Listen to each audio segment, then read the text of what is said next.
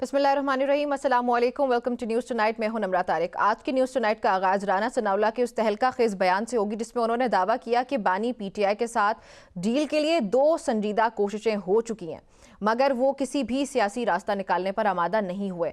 उनके मुताबिक पहली कोशिश 26 नवंबर के एहतजाज से पहले और बाद में की गई, जबकि दूसरी बैरून मुल्क से आए चंद करीबी अफराद के जरिए, यानी कि आपको याद होगा दिसंबर का गालिबन ये महीना था 2024 का, जिसमें कुछ अफराद आए थे अमेरिका से। ये बताया जा रहा था कि वो आए और उन्होंने बहुत सिंसियर कोशिश की है कुछ डील हो जाने की, लेकिन एंड पे फिर बाद में खबर आई थी कि वो कामयाब नहीं हुई, जिसकी तस्दीक आज राना सनाउल्लाह ने कर भी दी। राना सनाउल्लाह का कहना था कि एक मरहले पर आमादगी जाहिर की गई, फिर वो पीछे हट गए।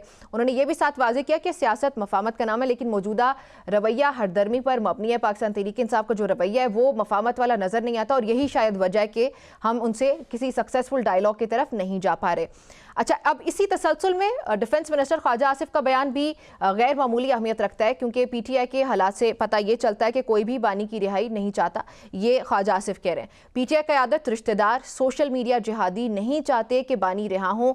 बानी पीटीआई की वजह से उन सब की जो दुकानदारी है या उनकी जो दुकानें वो चलना बंद हो जाएंगी और ये इसी वजह से इमरान खान को बाहर नहीं आने देते। ये सारा दिन टीवी पर होते हैं, इनके पल्ले असल में एक वोट भी नहीं है, वोटों का मालिक अंदर है। ये एक कोड़े की भी वैल्यू एडिशन नहीं करते। तो उनका कहना था कि अगर क़यादत संजीदा हो तो मामला तय हो सकते थे, मामला तय हो सकते हैं, मगर बज़ाहिर तसादुम की फ़ज़ा बरकरार रखने को तरजीह दी जा रही है और उसकी वजह यह कि इमरान खान बाहर ना आ सकें। ये डिफेंस मिनिस्टर का भी बयान इस पर आ गया। अच्छा, उसके बाद पे प्रोग्राम में आगे बढ़ते हुए खैबर पख्तूनख्वा का भी रुख करूंगी, जहां पे अली अमीन गंडापुर के जो रिसेंटली दिए गए कुछ इंटरव्यूज़ हैं, जब से उनकी सीएमशिप गई उसके बाद वो अब जाके एक्टिव हुए, इनफैक्ट प्रोएक्टिव हो गए। उसमें जो इंटरव्यूज़ उन्होंने दिए और जो उनके बयानात हैं, उन्होंने इस पोलिटिकल टेम्परेचर को इस वक्त शदीद इस्लामाबाद में बढ़ा दिया है। उन्होंने एक तरफ मोहसिन नकवी की कोशिशों का जिक्र किया, बज़ाहिर वो तारीफ कंसिडर की जा रही है कि वो मोहसिन नकवी की कोशिशों को सराह रहे हैं कि इमरान खान की रिहाई के लिए पाकिस्तान तहरीक इंसाफ ने इतनी कोशिशें नहीं की जितनी मोहसिन नकवी ने कोशिशें कर ली, और दूसरी तरफ पार्टी के अंदर बदनीयती पर मबनी अनासर की मौजूदगी का इशारा भी दे रहे हैं। वो एक बयान में उनका यह भी कहना था कि पार्टी के अंदरूनी गलत फैसलों की वजह से इमरान खान की रिहाई ताखीर का शिकार है।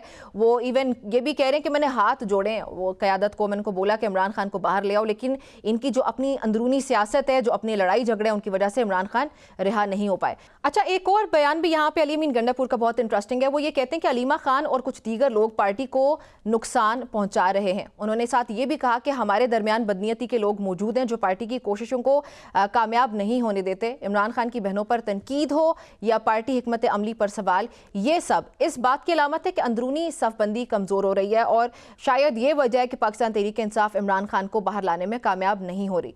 अच्छा, इसी तनाजुर में जहाँ पे अली अमीन गंडापुर हमें एक तरफ बहुत एक्टिव दिखाई देते हैं, तो वहीं पे पाकिस्तान तहरीक इंसाफ के साबिक रहनुमा शेर अफजल मरवत, वो भी हमें बहुत ही एक्टिव दिखाई देते हैं और उनके बयान तो हमेशा से बहुत इंटरेस्टिंग होते हैं और उनकी सियासत बहुत इंटरेस्टिंग है। So I would also talk about his statements. वो ये कह रहे हैं कि सुहेल आफरीदी पर, जो आपने देखा होगा गालिबन परसों जब वो उनसे मिलने के लिए गए, फिर उसके बाद वहाँ से सुहेल आफरीदी रवाना हुए, तो उस पर सख्त रद्द-ए-अमल दिया।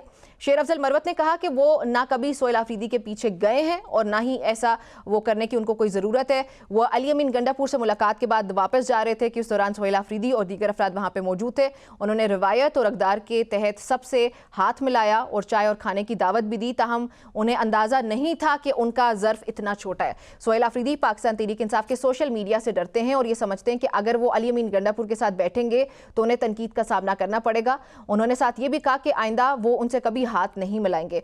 ये बयान बज़ाहिर इसकी कोई इतनी इंपॉर्टेंस नजर नहीं आती, लेकिन ये महज एक बयान नहीं है, ये शख्सी नाराज़ी नहीं है, बल्कि इस बात का इशारा है कि पार्टी के अंदर एतमाद का फुकदान बढ़ रहा है और जो आपकी क़यादत है प्रेजेंट या फिर वो पुरानी क़यादत है पाकिस्तान तहरीक इंसाफ की, उनके अंदर की झड़पें आज तक भी निमट नहीं पाई हैं। सोशल मीडिया के दबाव, क़यादत की तब्दीलियां और ग्रुप बंदियों ने तंजीमी हम आहंगी को इस वक्त पाकिस्तान तहरीक इंसाफ के लिए मुतासर किया है।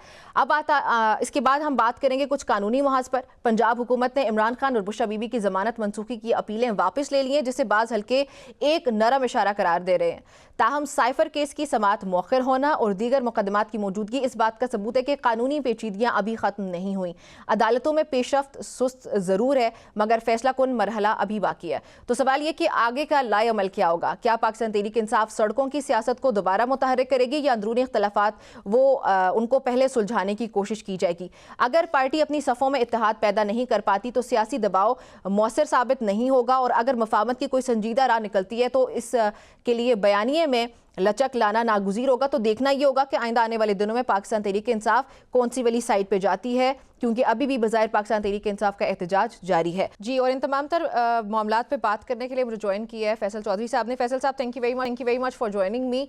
पिछले कुछ दिनों में यह तासुर दिया जा रहा था कि पहले माहौल बनाया जाएगा मुज़ाकरात से मुतालिक, उस पर हमने मुतादिद बयानात भी देखे कि माहौल होना चाहिए। आपने भी बल्कि यही हमेशा कहा कि माहौल जब बनता है उसके बाद मुज़ाकरात होते हैं, लेकिन अब भी यही कहते रहे सब के मुज़ाकरात होने जा रहे हैं। लेकिन 8 फरवरी गुजर गया, अब 8 फरवरी से पहले भी ये बातें हमने सुनी कि शायद कहीं पे कोई डायलॉग होने जा रहा है, और उसके बाद भी कोई बाज़ाब्ता पेशरफ्त नज़र नहीं आई। क्या मुज़ाकरात का रास्ता अब भी खुला है या माहौल अभी आपको मजीद कशीदा होता हुआ नजर आता है? ये डायलॉग तो देखिए, वो तो राना सरावरा साहब भी एडमिट किया है, बाकियों ने भी एडमिट किया है, वो मोहसिन साहब ने भी और अली अमीन ने भी कहा है। वो तो डायलॉग से होते रहे, मैच्योर नहीं हो सके ना जी। वो कोई टॉक्स मैच्योर नहीं हो सकी।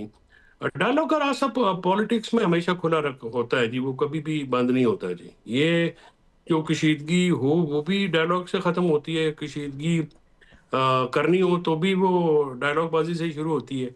तो ये चीज़ें जो हैं, ये डायलॉग के अलावा इसका कोई हल होता नहीं है तो फैसल जमहूरियत में साहब, भी। और अभी अभी कभी हो रहा है कि ऐसे कुछ होने जा रहा है? क्योंकि ये जो इवन चले 8 फरवरी को अगर हम लोग इग्नोर भी कर दें तो इमरान खान की जो सेहत का पूरा डायलॉग, ये जो पूरा एपिसोड हुआ, इसमें शायद कहीं लग रहा था कि कहीं ना कहीं पे कुछ होने जा रहा है, कुछ ब्रेक थ्रू हो जाएगा, कहीं पे कोई आइस ब्रेकिंग हो रही है। लेकिन अब तो वो सूरत हाल हमें बिल्कुल ही मुख्तलिफ बदलती हुई नजर आ रही है। तो डू यू सी कि अब भी इन दिनों में भी कुछ हो रहा है या होने जा रहा है? देखिए, इमरान खान की जो सेहत का मामला है ना, इस पर बड़ी बदकिस्मती से ये सियासत की नज़र होता जा रहा है। पहले जो है हुकूमत सियासत की, उनके डिले किया ट्रीटमेंट, फिर जब हॉस्पिटल गए तो उन्होंने किसी को एतमाद में नहीं लिया, और फिर अभी भी जो है वो एक ब्रीफिंग पे वो कह रहे हैं कि जो हम बता रहे हैं आप उस पर ट्रस्ट करें, जिसकी कोई रीज़न नहीं है। ना फैमिली को मिलने दे रहे हैं, ना फिजिशियंस को, पर्सनल फिजिशियंस को अलाउ किया जा रहा है। हालांकि पर्सनल फिजिशियंस जो है इसी हुकूमत ने बड़ी दफ़ा अलाउ किए हैं इमरान खान साहब के चेकअप के। तो अब ये जो चीज़ें हैं, और फिर पीटीआई की जो हिकमत अमली है जो हमारी पार्टी की, वो भी मैं समझता हूँ कि उसमें एहतजाज की बजाय अगर एक कमेटी बनाई जाती, इमरान खान हेल्थ कमेटी उसका नाम रख लिया जाता, ख़ानदान के लोग भी उसमें एक आधा शामिल हो जाता, 2-4 लोगों पे मुश्तमिल, वो 3-4 लोगों पे मुश्तमिल कमेटी होती है, और वो एंगेज करती है हुकूमत से, और इमरान खान साहब को हॉस्पिटल में शिफ्ट कराते, जो कि बहुत इंपॉर्टेंट था। उसकी बजाय एक पीटीआई ने महमूद खान को और बाकियों को भी मजबूर किया, और वो एहतजाज यानी उसके ऊपर दे वांटेड कि जी शायद ये, तो दे ऑलवेज थिंक, दो अप्रोचेज है ना पीटीआई में भी। एक अप्रोच है कि जी मज़ामत की जाए और प्रेशर डाल के काम कराया जाए। अब वो जो प्रेशर डालने वाले जो हैं, वो प्रेशर तो बंदे तो इतने नहीं निकलते ना जी। अच्छा, तो उसकी वजह से फिर नाकामी होती है, और नाकामी का जो फिर ये तो जो रिजल्ट ये है, इमरान खान साहब still in the jail, hospital में नहीं है, उनके इलाज कैसा है, मुलाकात। तो ये चीजें जो है, ये तो सो, आखिर सो जो इसका मतलब किसी ये तरीके हुआ कि से जो जो है ना। अभी इमरान खान को शिफ्ट भी नहीं कर पाए या वो बाहर नहीं भी आ सके, तो उसकी वजह ये कि एहतजाज किया गया। अगर वो ना किया जाता तो शायद डील बन जाती। और आपके मुताबिक फिर ये किसने किया कि एहतजाज की कॉल, महमूद खान अचकजई साहब को भी किसने प्रेशराइज किया इसके लिए? वो कौन सी क़यादत है जो एहतजाज की तरफ जाती है? नाकाम एहतजाज जो है ना, अच्छा। अगर तो बंदे निकल आते, अगर तो बंदे लाखों की तादाद में निकल आते तो फिर प्रेशर बनता है। जब आप पे एहतजाज होता है और वो नाकाम होता है, अच्छा, तो फिर उसका रिजल्ट होता है ना, उसका कॉन्सिक्वेंस तो होता है, इसकी फिर जिम्मेदारी मुखालिफ जो किसकी है है वो फिर? ज्यादा ये कौन करवा रहा है? एक तो ताकतवर एहतजाज होता की तरफ लेके जा रहा है और फिर ऊपर से नाकाम एहतजाज कर कौन रही है? है। अरे पीटीआई वाले कर रहे हैं ना जी, जो इस वक्त दस्तयाब क़यादत है। उन्होंने पार्लियामेंट में धरना दिया, हालांकि अगर धरना या एहतजाज करना तो आप रिस्पेक्टिव कॉन्स्टिट्यूंसी में करते हैं। हम्म, ठीक है जी, सबको तो इधर बुला लिया, और हम्म। फिर केपी हाउस में भी आपने बाहर जाके धरना दे दिया। उसका कोई फायदा कोई नहीं हुआ ना, कोई मतलब कुछ समझ में नहीं ना आई कि भाई उसका क्या फायदा, उसका हासिल वसूल क्या हुआ है। फिर कल अदालत का हुक्म आ गया, आपको सारे धरने खत्म भी कराने पड़े। ज़ाहिर है, आप अदालत के साथ तो नहीं अपना मामला कर सकते, इस वक्त जो हालात है। वो तो फिर जिसने डिस्क्वालीफाई होना है या जिसने कोई सजा लेनी है, उसमें फिर जाके वो पंगा ले सकता है, लेकिन वो भी मुमकिन नहीं है। वो मौजूदा सियासी हालात इस तरह के ठीक। नहीं है।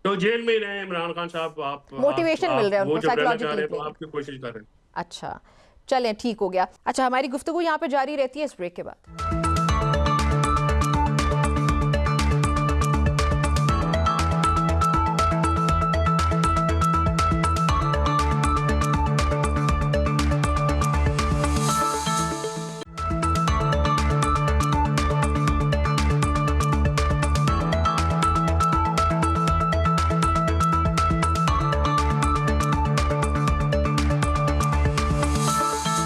Welcome back to news tonight. ये भी बताएं कि ये खबरें भी सामने हैं कि बुशरा बीबी और आजम सवाती ने मशवरा दिया कि अगर कुछ अरसे के लिए बैरून मुल्क चले जाएं और खामोशी इख्तियार कर लें तो मामलात बेहतर हो सकते हैं।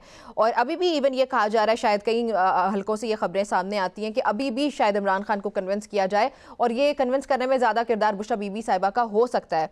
बुशरा बीबी ये कभी भी नहीं करेंगी। अच्छा, तो फिर हमेशा ये क्यों कहा जाता है कि Bushra Bibi is the one जो कन्विंस कर सकती है, और उनको शायद इससे पहले कन्विंस करने की कोशिश की भी गई हो, या कभी आपको लगता है कि नहीं हुआ ऐसा? बुशरा बीबी तो इमरान खान से भी सख्त मौकफ रखती हैं, और वो बड़ी दलेरी से जेल भी काटी है उन्होंने। तो ये जो जेब दास्तान के लिए दास्तान गोई होती है ना, रेलिवेंट रहने के लिए करते हैं। बुशरा ओके। बीबी कभी भी ऐसा नहीं करेंगी। अच्छा, हुकूमत ने हमेशा ये कहा कि नहीं, कोई बैकडोर मुज़ाकरात नहीं हो रहे, कोई भी मामलात इस तरह से डील ही नहीं हो रहे, ये एनआरओ मांग रहे हैं, हम एनआरओ नहीं देंगे। और आज एक आपकी सियासी मुशीर का ये कहना कि 2-3 बार इस तरह से हो चुका है कि हम बिल्कुल डील के करीब पहुंचे और वो फॉर सर्टन रीजंस नहीं हो पाया। तो ये तो हुकूमत के अपने ही बयानिए के खिलाफ उन्होंने ये बात कर दी है। तो हुकूमत झूठ बोलती है ना जी। वो तो फिर मौके माल के मुताबिक अपना स्टेटमेंट नैरेटिव बदलते रहते हैं। हम्म। तो इसीलिए तो हम कहते हैं कि ये सच्ची बात नहीं करते। अच्छा। और ये चीजें जो डील सबोटाज करने में देखे ना, वो वहां पे भी दो ग्रुप्स है ना हुकूमत में, एस्टेब्लिशमेंट में। अच्छा। तो अच्छा। वो नहीं चाहते कि वो ये इसमें मामला मुफाहमत की तरफ जाए।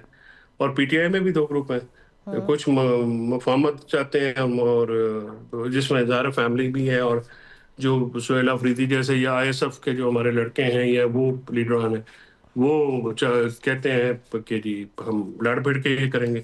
तो ये तो दोनों तरफ है ना, ऐसे एलिमेंट्स हैं जो जिनको आप कह सकते हैं स्पॉयलर्स हैं, या उनकी वजह से फिर बात आगे नहीं बढ़ती। अच्छा, ये अली अमीन गंडापुर वाला मामला तो मुझे समझाएं। वो जब से सीएम थे, उसके बाद जब वो उस कुर्सी से हटे, सोहेल अफरीदी आए, उसके बाद हमें कहीं पे भी अली अमीन गंडापुर नज़र ही नहीं आए। इवन कई बार मुझे खुद पर्सनली भी याद है कि उनको अगर इंटरव्यू के लिए इनवाइट किया तो he was unavailable and he was saying कि मैं टीवी को टाइम ही नहीं दे रहा। लेकिन एकदम से जब इमरान खान की हेल्थ का एपिसोड स्टार्ट होता है, उनका इस्लामाबाद आना, यहाँ पे धरने में शरीक होना, एंड देन बिल्कुल सडनली मुख्तलिफ तरह की बातें करना जिनका इमरान खान से शायद बढ़ के कोई और मकसद लगता है, वो क्यों उस तरह से मुतहरिक हुए? नहीं, उनके तो पॉलिटिकल एडवाइजर है ना ये वकास वगैरह, तो वही उन्होंने उनको एक्टिव किया है। और अली अमीन जो है ज़ाहिर उसकी तो सीएमशिप जो है छीनी गई है, अच्छा। तो उसकी वजह से ज़ाहिर उनको एक गुस्सा तो है, तो वो अपना गुस्सा उतार रहे हैं। अभी ही हैज़ नथिंग टू लूज, तो वो तो शिकायत लगाएगा सबकी, वो सबके पोल खोली जा रहा है कि भाई इस तरह से इस तरह से इस तरह से। और वो अपने आप को तो जाहिर है जिस बंदे को पता हो तो वो रेलेवेंस तो रखते हैं ना जी। और ये बात तो उनकी दुरुस्त है कि उनके खिलाफ जो कान तो बहुत भरे जाते थे सारे की तरफ से, और जो जो उनका जो कोई सिंपथाइजर जो थे उनकी एक्सेस नहीं थी, और कोई वहाँ पे बात नहीं सुनता था। और वहाँ पे तरह तरह की स्टोरियाँ, मैं तो प्रीवी हूँ कि कोई ये हुआ वो हुआ। इवन अगर वो गुड फेथ में, मतलब जैसे जब उनकी तस्वीर आई जब वो एपिक्स कमेटी में, उस पर बड़ी ले दे हुई, और बड़ा वो खान साहब को नाराजगी भी हुई, और बड़ी तो ऐसी चीजें होती थी जिसमें खान साहब के कान भरे जाते थे। और उसमें कुछ जो खवातीन हैं इनका रोल रहा, और जो एक नई सेनेटर बनी हुई है उसका भी बड़ा नेगेटिव रोल था। अच्छा, ठीक हो गया। ये अली अमीन गंडापुर ने ये भी कहा कि वो सिर्फ इमरान खान को जवाब दें, किसी और को जवाब दे नहीं है। ये अभी रिसेंटली जो उन्होंने कल परसों इंटरव्यूज़ दिए, उसके बाद जब पार्टी ने ये फैसला किया कि उनके खिलाफ एक्शन लिया जाएगा, तो वो सलमान अकरम राजा को ये मुखातिब करते हुए कहते हैं कि मैं किसी को भी जवाब दे नहीं हूँ। तो ये सिर्फ पार्टी के अंदर इख्तलाफात की अक्कासी करता है, और या फिर इससे बढ़ के भी कुछ है? ही इज़ कॉन्फिडेंट इनफ कि अब तो उनके खिलाफ कोई कार्रवाई हो ही नहीं सकती है। सीनियर आदमी है, फिर उनकी अपनी भी पॉलिटिकल सपोर्ट बेस है, साबिक वज़ीर आला है, तो उसको शेर अफजल मरवत की तरह तो उन्होंने ट्रीट करें। और शेर अफजल मरवत को जब ये कह रहे थे तो तब मैंने कहा था, मैंने कहा जी पार्टियों में ऐसे बंदे, हर किस्म के बंदे होते हैं, तो इस तरह से ना करें।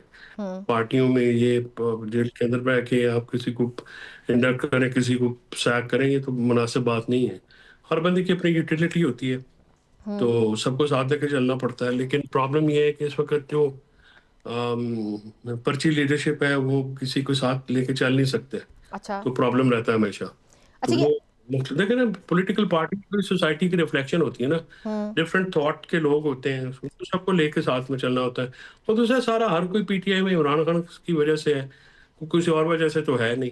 हम्म। तो अगर कोई लिहाज शर्म या किसी की है, वो तो इमरान खान साहब की जात की है, बाकी किसी को कोई कुछ भी नहीं समझता। इसीलिए तो इतनी लड़ाइयाँ इनमें इनमें आपस में रब्त भी नहीं है, और हर वक्त लड़ते रहते हैं आपस में। अच्छा, ये अली अमीन गंडापुर की नाराजगी है किससे? वो इमरान खान से अब नाराज हो चुके हैं या पाकिस्तान तहरीक इंसाफ की क़यादत एंड मेजरली सोहेल आफरीदी से? नहीं, वो तो उनकी नाराजगी तो उन्हीं से है ना, जिन्होंने उनके उनके उनका पटा खींचा है। तो अच्छा। वो उनको तो जाहिर है, वो जिन्होंने उनके खिलाफ शिकायतें लगाई हैं, ये वो अगर वो लॉन में मिलते थे हम्म। तो वो जाहिर है किसी के कहे बगैर तो नहीं ना मिलते थे। हम्म। तो इमरान खान साहब के सेल में वो लॉन में जाके मिलते रहे हैं, और वो अली अमीन के बड़े अच्छे ताल्लुकात थे सब एस्टेब्लिशमेंट के साथ भी। और बतौर वज़ीर आला वो मामलात को बेहतर तरीके से कंट्रोल कर रहे थे। सोहेल खान अफरीदी तो ये अभी तजर्बा नहीं है उनको, गवर्नेंस का भी और वैसे भी, तो इसीलिए वो रोज़ाना एक दूसरी बात कर देते हैं कि जी ये इमरान खान साहब की राय फोर्स कर लेंगे, कभी ये कर लेंगे, कभी वो कर लेंगे। तो वो इस किस्म की बात करते हैं ना, वो गवर्नेंस के इशू पे उनका अभी ग्रिप नहीं है, ज़ाहिर है। हम्म। और शायद जिस तरह के हालात हैं होगी भी नहीं। अली अच्छा। मीन तो क्योंकि बहुत नीचे लेवल से आए हैं, वजीर भी रहा है, वफाकी वजीर भी रहा है, फिर हम्म। नाज़म भी रहा है, तो उसको भी ये सारा कुछ आता है कि अच्छा। किस तरह से चलना है। ठीक तो है। इसलिए लिहाज से उसकी नाराजगी तो उन्हीं से है ना, जो उसकी शिकायतें लगाते रहते हैं। Okay okay. और वो ये भी कह रहे हैं कि 26 नवंबर से पहले मामला तय होने के करीब थे, मगर कुछ गलतियों की वजह से डी चौक की पेशरफ्त हुई और मामला बिगड़ गया। वो गलतियां किसकी थी? देखिए, वो तो हर किसी की अपनी एक कोई ना कोई होगी ना। वो बेसिकली तो यही तो मैंने कहा ना कि अगर बीबी की मुलाकात इमरान खान साहब से हो जाती तो शायद फिर वो इतना ज्यादा खून खराबा भी ना होता, हम्म। और मामला जिस तरफ चल रहे थे वहाँ और ठीक ठाक प्रेशर क्रिएट हो गया था। अगर उसको पॉलिटिकली बेहतर तरीके से यूज किया जा सकता था, वो तो हर किसी की अपनी तोज़ी होगी, अपनी रीजनिंग होगी। अली कुछ बताएंगे, बीबी साहबा का कैंप कुछ बताएगा, हम्म। तो इंडिपेंडेंट लोग कुछ और बताएंगे। हमारे कारकुनान भी शायद शहीद हो गए। ये चीज़ें तो हुई हैं। लेकिन ये है कि अगर उस वक्त, मैंने इसलिए आपको कहा ना कि दो ग्रुप्स हैं उधर भी, हम्म। जो जिन्होंने बुशरा बीबी और इमरान खान साहब की मुलाकात नहीं होने दी, अच्छा। जिसकी वजह से ये सारा प्रॉब्लम हुआ। हम्म। मोहसिन नकवी की तारीफ करना ये किस बात का मैसेज देता है कि मोहसिन नकवी ने इमरान खान की जो कोशिश की है वो शायद पाकिस्तान तहरीक इंसाफ ने खुद भी नहीं की? मतलब मोहसिन नकवी साहब के कंधों पे पहले से कम बोझ है, पीसीबी भी उन्होंने रन करना है, वो सेनेटर भी हैं, फिर वो वजीर दाखिला भी हैं, वो तो पहले से इतना एक्टिव रोल अदा कर रहे हैं पाकिस्तान की सियासत में और पाकिस्तान की बेहतरी के लिए। तो वो फिर इमरान खान की रिहाई की तहरीक भी वही कर रहे हैं, ये तो सरप्राइजिंग था बहुत। नहीं, वो ये नहीं कह रहे कि इमरान खान के रहे, वो ये कह रहे हैं कि एस्टेब्लिशमेंट की तरफ से वो बात वो कर रहे थे। और मोहसिन नकवी साहब काफी करीब हैं ताकतवर हलकों के, अच्छा। और उनकी काफी इम्पोर्टेंस है, हम्म। और उन्होंने काम किया भी है। ज़ाहिर है, अली अमीन के साथ उनका पुराना ताल्लुक है, और आई थिंक गवर्नमेंट कॉलेज में कोई क्लास फेलो नहीं है, तो काफ़ी दोस्ती है थी इनकी पुरानी, हम्म। मकबूलियत भी है। तो फिर ताल्लुक होते हैं। तो मोहसिन नकवी का तो और मोहसिन नकवी साहब की जो पैगाम रसानी है, ज़रा वो टॉप लेवल तक है। तो हम्म। इसलिए उनका जो एक तो कोशिश तो राना सनाउल्लाह साहब ने भी कहा ना, कि जो सीरियस एफर्ट्स हुई थी तो ये तो हुई थी। देखे ना, जो संजानी में जलसा हुआ था जी। 22 अगस्त को, ये जो गौहर और गए थे आजम स्वाति साहब, ये भी तो उन्होंने भेजा था, मोहसिन अच्छा। नकवी साहब ने भेजा था अली अमीन के जरिए। अच्छा। ये जो केपी में अभी एहतजाज वगैरह हुए। तो ये चीजें उसमें मान रहे हैं ना। हम्म। ठीक है। अच्छा, केपी में जो भी एहतजाज वगैरह हुए उस पे केपी गवर्नमेंट तो हमें ये कहती हुई सुनाई दी कि ये अवाम ने खुद ही किया है, उन्होंने डिसाइड किया, जबकि ये उनके लीडर के साथ इतनी जुल्म ज्यादती हो रही है तो वो खुद ही सड़कों पे निकल आए, जबकि सीएम केपी खुद यहाँ पे ही मौजूद, इस्लामाबाद उनका 5-6 दिन से ज्यादा होना। तो ये अवाम ने वाकई खुद किया या पाकिस्तान तहरीक इंसाफ की हिकमत अमली थी, और इसकी जिम्मेदारी किसकी? क्योंकि हुकूमत कह रही है इसकी वजह से केपी को बहुत नुकसान हो रहा है, अवाम को बहुत नुकसान हुआ। जिम्मेदारी तो हुकूमत की होती है ना, जो रिस्पेक्टिव हुकूमत है उसी की होती है। अच्छा। और अगर वहां पे फिर कल हाईकोर्ट ने जब ऑर्डर दिया तो फिर खुलवाया भी तो इन्होंने ही है ना, केपी पुलिस ने जाके खुलवाया ना जी। हम्म। तो अवाम थे या जो, अगर वो आपके कहने में नहीं आते तो भी तो आपकी जिम्मेदारी बनती है ना। जो देखे ना, सिर्फ सीट तो नहीं ना होता, जो जिसकी जितनी पोजीशन होती है, हायर पोजीशन होती है, रिस्पॉन्सिबिलिटी भी तो उतनी ही हायर होती है ना जी। उतनी ज्यादा जो रिस्पॉन्सिबिलिटी आती है, तो ये तो नहीं कह सकते ना कि हम उससे पहले तो ही कि जी हुकूमत हमारी है और बंदे निकले, हम कुछ नहीं कर सकते, ऐसा नहीं होता। तो ये जो फैसला किया, और कोई बंदे ये निकले कॉल दी गई थी भी पाकिस्तान तहरीक इंसाफ की तरफ से एहतजाज की या नहीं? पाकिस्तान तहरीक इंसाफ ने क्या वो कॉल दी थी एहतजाज की? नहीं, तहरीक इंसाफ ने नहीं दी थी ये, वो उन लड़कों ने खुद ही की थी, मेरा नहीं ख्याल। रिकॉर्ड पे तो ऐसी बात कोई नहीं है। आईएसएफ वगैरह ने?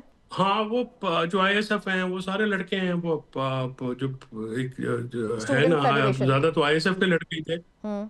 इंसाफ स्टूडेंट फेडरेशन की होगी, और जो जहाँ तक मतलब मैं भी इतना ही अवेयर हूँ जितनी आप हैं। लेकिन ये है कि फिर वो जिस तरह से उनको फिर उठवाया भी गया, बाद में वो धरने खत्म भी करवाए गए, हम्म। और फिर इतना ज्यादा बंदे वो नहीं निकाल सके, कोई लाखों बंदे तो नहीं आ सके ना, वो तो क्योंकि इंतजामिया पुलिस एक्शन नहीं ले रही थी। अच्छा। थोड़े थोड़े बंदे थे, तो वो उन्हें सड़कें ब्लॉक कर, सड़क ब्लॉक करने के लिए तो 10 बंदे भी काफी होते हैं। हम्म। अगर थानेदार आपके साथ है तो 10 बंदे भी काफी हैं। अच्छा, मुझे ये बताएं कि शेर अफजल मरवत का कल मैंने एक इंटरव्यू सुना और उसमें वो ये कह रहे थे कि जो लोग पहले बाइक चलाते थे अब वो खास तौर पे केपी से इस्लामाबाद में आए, और इस्लामाबाद में आके उन्होंने 75 करोड़ से ज़्यादा की गाड़ियां ली। अब वो लेक्सस और मॉडर्न डे मर्सिडीज़ और BMW के मॉडल्स नए नए खरीद रहे हैं और उनमें वो अब ट्रैवल करते हैं। ये किसकी तरफ इशारा था? किसने 75 करोड़ की गाड़ियाँ ली? मतलब मेरी ड्रीम का है, मैं सोचती हूँ कभी कभी बैठ के कि वो 4-5 करोड़ रुपए की है, तो क्या ज़िंदगी में कभी ऐसा होगा कितने पैसे आएंगे मैं वो ड्रीम कार खरीदूँ? तो मतलब 75 crore is a big amount. So who is that person? मुझे इसका कोई इल्म नहीं है। शेर अफजल मरवत साहब को इस किस्म की इंफॉर्मेशन होती रहती हैं, वो बताते रहते हैं। मेरी तो सच्ची बात है कि मुझे नहीं पता कि कौन किसकी क्या बात हो रही है, अच्छा। क्या हुआ है, वो बताते रहते हैं वो अक्सर शोज में। हम्म। तो यहाँ पे फिर करप्शन तो पाकिस्तान में एक डेली मामूल है ना जी। जी। जिसका कोई दाल लग गया होगा, कर लिया होगा किसने। I mean 75 crore is a big amount. खैर, हुकूमत इस वक्त ये कह रही है कि इमरान खान जो ये बाहर, आजकल इतनी बड़ी नहीं है, बड़े बड़े खांचे लगते हैं। ट्रू ट्रू ट्रू, सही बात है।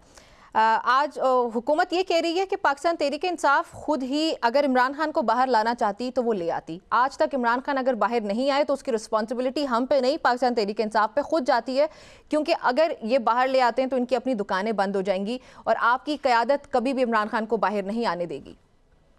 तो आप लोग नहीं आने दे रहे इमरान खान को बाहर? तो हुकूमत भी तो जोक सुना रही है ना, मुखाल कर रही है अच्छा। कि इमरान खान से वो बाहर लाने में इन बेचारों को, जिनकी एक्सेस मीटिंग तक नहीं हो सकती, जिनको अदालत के फैसले उनके हाथ में है, तब भी आप नहीं देते, एक्सेस नहीं देते। बहनों के साथ आप ठंडी यक सर्दियों में पानी मारते हैं, उनके वर्कर्स में 8-10 जो भी होते हैं उनको आप पकड़ के ले जाते हैं, सब कुछ करते हैं। तो ये हुकूमत तो हमें PTI पे जो है वो गरीबी जोरों की तरह हर चीज वहां पे डाल देते हैं। PTI का क्या कसूर है उसमें? नहीं तो अगर और इतनी मैं नहीं नहीं नहीं चाहता, नहीं मेरा नहीं, नहीं लेकिन ख्याल फैसल कि साहब कोई ये मुझे चाहता होगा खुद कि भी ये इमरान पॉइंट खान। इसमें लगता है कि अगर इतनी सिंसेरिटी होती तो कहीं पे हमें कुछ तो नजर आता ना। अभी ये कहा जा रहा है कि इमरान खान की ये जो सेहत से मामला हुआ पूरा, तो उसमें कहीं पे लगा था कि कुछ आइस ब्रेकिंग हो रही है, लेकिन वो नहीं हुआ कुछ भी और हमने मामलात को बिल्कुल शिफ्ट होते हुए देखा। तो अगर ये क़यादत की सिंसेरिटी होती तो कहीं ना कहीं कुछ ना कुछ तो जरूर होता ना। देखिए, ये मामला मेरे ख्याल में कैपेसिटी का है, कैपेबिलिटी का है। वो अच्छा। इस काबिल ही नहीं है कि वो जो मौजूदा जो लोग हैं ना, उनको पता ही नहीं है मामलात का, और ना ही वो कोई सियासी तौर पे मैच्योर लोग हैं। बस वो पर्ची के जरिए आ गए हैं और वो गुजारा उनका हो रहा है। वरना मतलब देखे ना, कोई चीज डायरेक्शन लेस है ना जी, कोई हिकमत अमली तो है नहीं। हम्म। वो तो आप तो या तो हो ना कोई हिकमत अमली हो जिसपे बंदा कोई तनकीद भी करे। अब ये कहना कि जी जब भी हो जी 4 बंदे लेके बैठ जाए, बंदे सारे आप इधर बुला लें, हलकों में एहतजाज ना हो, जब मेंबर खुद ना हो, टिकट होल्डर मेंबरान खुद ना हो हलकों में, आप खुद बड़े बड़े ओहदे लेके ना जाएं, तो फिर लोग क्यों निकलेंगे? देखो, लोगों को निकालने तो के फिर लिए आपके मुताबिक सबसे फैसल आपको साहब लीड करना के जो पड़ता है। क़यादत है उनकी नीयत ठीक है, नीयत में खराबी नहीं है, लेकिन वो कॉम्पिटेंट नहीं है और ये वजह है इमरान खान को ना बाहर ला सकने की। हाँ, मेरा ख्याल है कि नीयतों का हाल तो अल्लाह जानता है। मैं कोई नजूमी तो हूँ नहीं, है मैं कोई इतना कुदरत तो नहीं रखता, लेकिन बहुत ही नालायक और नखट्टू है। अच्छा, ठीक हो गया, बहुत ही नालायक और निखट्टू हैं। मुझे ये भी बताएं कि सोहेल आफरीदी आपको आइंदा आने वाले कुछ टाइम तक सीएम दिखाई देते हैं या उनके लिए मसाइल बढ़ सकते हैं? उनके लिए मसला बने हुए हैं, उनके लिए मसाइल बड़े संजीदा हैं, और वो किस इसी तरफ? वजह से वो पाकिस्तान तहरीक इंसाफ की तरफ से, इमरान खान की तरफ से या दूसरी तरफ से? दूसरी तरफ से, पहाड़ के ऊपर से। अच्छा, वो क्यों? क्योंकि हमने अभी तक जितना भी तज्जिया सुना और जो खबरें भी आ रही हैं, जिस तरह से उनकी बॉडी लैंग्वेज बदली है, जिस तरह से उनकी पॉलिसीज बदली हैं, वो तो ये लग रहा है कि वो दूसरी तरफ से उनके लिए ज़्यादा फ्लेक्सिबिलिटी हो रही है। नहीं, अभी वो इतनी फ्लेक्सिबिलिटी नहीं है। अभी फैसला महफूज है, इलेक्शन कमीशन में किसी दिन भी डिस्क्वालीफाई हो सकते हैं, तो वो जितना वो रहेंगे तो उतना ही वो ठीक रहेंगे वो। लेकिन मसला ये है ना कि वो जितना नरम रहेंगे उतना फिर पार्टी की तरफ से सख्ती होगी। So he is between the devil and the deep blue sea. Okay, so would he survive? It depends upon his political acumen. अगर वो सियाने हुए, ये तो बस सियासत है, ये तो उनका टेस्ट है। इफ अच्छा ही कुड सर्वाइव। अच्छा, ठीक हो गया। वैसे जिस आपकी तरह मैं के ज़ाती राय जानना चाह रही हूँ जी, सॉरी। लेकिन जिस तरह के उनके एडवाइजर है, जो जिस किस्म के बंदे हैं, मुझे नहीं लगता कि वो बहुत ही ज्यादा जो है ना, वो जज्बाती और हिजान में वो मुब्तला रहते हैं। हालांकि कोई जो है ना, वो इश्यू जो इस वक्त है, that needs sensibility okay. And middle way. Politics में कभी भी एक्सट्रीम पोजीशंस नहीं दी जा सकती, उसका ठीक नुकसान होता है। ठीक हो गया। आपसे विश हिम वेल। ओके, आखिरी सवाल है मेरा इससे कि आपकी राय के मुताबिक, आपकी पर्सनल राय इस पे पूछ रही हूँ कि दो चीज़ें आपने बताई ना, एक तो चलें कि दूसरी तरफ से उनका प्रेशर हो सकता है और इधर पार्टी की तरफ से भी हो सकता है, और ही वुड ओनली सर्वाइव अगर वो स्मार्टली प्ले करते हैं। तो अगर वो हार्ड स्टांस की तरफ जाते हैं या थोड़ी फ्लेक्सिबिलिटी की तरफ जाते हैं, उनको किस तरफ उनका शिफ्ट जो है वो ज़्यादा अगर होता है तो वो सर्वाइव करेंगे, पार्टी की तरफ या दूसरी तरफ? देखिए, वो तो ज्यादा जरा हार्डशिप, उनका तो टोटल ओढ़ना पे छोड़ने पार्टी है ना, पार्टी ने उनको इधर लेके ओके आए ओके आए हैं। ओके। लेकिन फिर अगली जो कुवतें हैं जिनके साथ मुकाबला है, वो भी तो कमजोर नहीं है ना, वो भी बहुत ताकतवर है। ठीक है, बहुत शुक्रिया फैसल तो चौधरी फिर साहब, आपने मुझे ज्वाइन किया, बहुत शुक्रिया, thank you very much for. नाज़रीन, फैसल चौधरी साहब इस वक्त हमारे साथ मौजूद थे, उसमें उन्होंने बहुत इंपॉर्टेंट बातें की हैं। वो ये कह रहे हैं कि सोहेल आफरीदी उनको बहुत लंबे अरसे तक चलते हुए नहीं उनको दिखाई दे रहे, क्योंकि उनके जो एडवाइज़र्स हैं और जिस तरह के मशवरे उनको वो अभी दे रहे हैं, ये जो सारा एपिसोड हुआ हेल्थ से रिलेटेड भी इमरान खान की, उसमें जो उनको एडवाइस किया गया KP की सूरत हाल को जिस तरह से डील किया, तो फैसल चौधरी साहब नहीं समझते कि सोहेल आफरीदी ज़्यादा अरसे तक चल सकते हैं और उनके लिए सीरियस मसाइल हैं। वो पार्टी की तरफ से तो हैं ही हैं, लेकिन दूसरी तरफ से भी उनके लिए जो मसाइल हैं वो काफ़ी ज़्यादा हैं। तो ये एक इंपॉर्टेंट बात की है उन्होंने। प्रोग्राम में एक ब्रेक शामिल करते हैं और वापस आते हैं।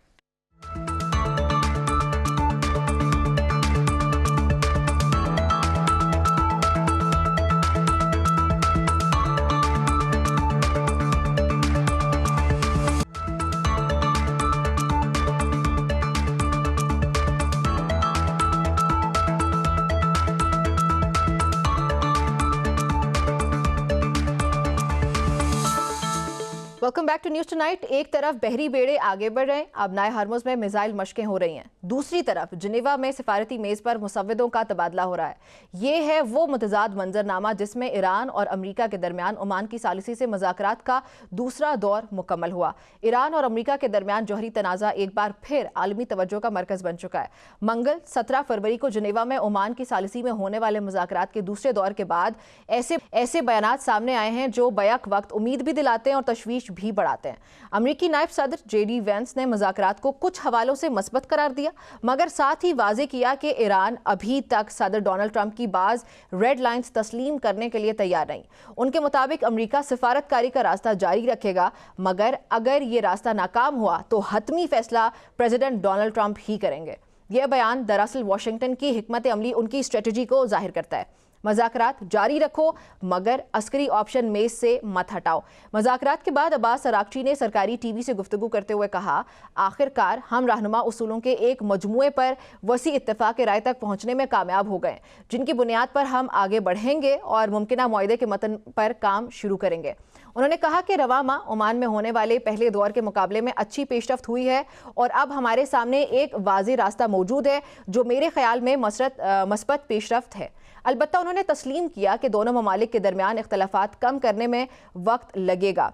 उनके मुताबिक जब दोनों फरीक मुआहदे के मुसवदे तैयार कर लेंगे तो मुसवदों का तबादला किया जाएगा और तीसरे दौर की तारीख भी तय कर ली जाएगी। यहाँ अहम पेशरफ्त ये है कि मुज़ाकरात अब तकनीकी मरहले में दाखिल हो चुके हैं। ईरानी वज़ारत ख़ारिजा के तर्जुमान इस्माइल बक़ाई के मुताबिक जोहरी मुआहदे के तकनीकी नुकात जैसे अफजूदगी की सतह हो गई है या फिर उसके अलावा निगरानी का निज़ाम है और पाबंदियों के खात्मे का तरीक़ाकार अब ज़ेर बहस है। ईरानी सदर मसूद पज़ेश्कियान ने इस दौरान वाज़ेह किया कि ईरान एटमी हथियार बनाने का इरादा नहीं रखता और अगर तस्दीक दरकार है तो तेहरान तैयार है। ताहम उन्होंने जोर दिया कि ईरान अपने पुरअमन जोहरी प्रोग्राम से दस्तबरदार नहीं होगा। ये वो बुनियादी नुक्ता है जिस पर इख्तिलाफ कायम है। ईरान यूरेनियम अफजूदगी को अपने खुद मुख्तार हक के तौर पर देखता है, जबकि अमरीका उसे महदूद और सख्त निगरानी में रखना चाहता है। इसी दौरान ईरान के सुप्रीम लीडर आयतुल्लाह खामेनेई ने सख्त लहजा अपनाते हुए कहा कि अमरीका ईरान को तबाह करने में कामयाब कभी भी नहीं होगा। उन्होंने अमरीकी तैयारा बरदार जहाज़ों की तैनाती का हवाला देते हुए कहा कि ये खतरनाक हथियार है, मगर इससे ज़्यादा खतरनाक वो हथियार है जो उन्हें समंदर की तह में गर्क कर सकता है। ये बयान दरअसल ताकत के तवाज़ुन का पैगाम है। मुज़ाकरात के साथ साथ रोकथाम की हिकमत अमली भी जारी है। अस्करी महाज पर सूरत हाल खासी हसास है।